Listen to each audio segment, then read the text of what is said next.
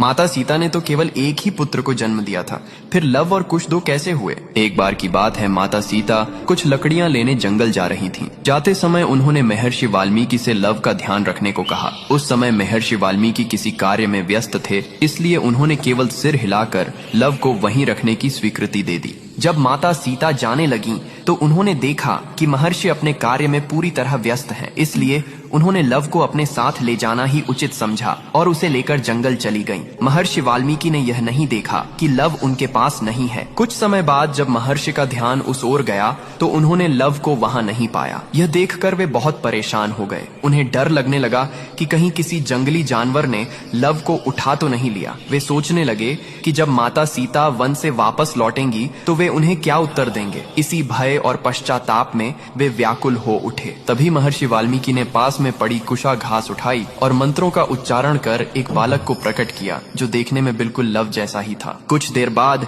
जब माता सीता वन से लौट कर आईं, तो महर्षि ने देखा कि उनके हाथ में लव पहले से ही मौजूद है। यह देखकर वे आश्चर्यचकित रह गए, लेकिन माता सीता उस दूसरे बालक को देखकर अत्यंत प्रसन्न हुई, क्योंकि वह बालक कुशा से उत्पन्न हुआ था, इसलिए उसका नाम कुश रखा गया।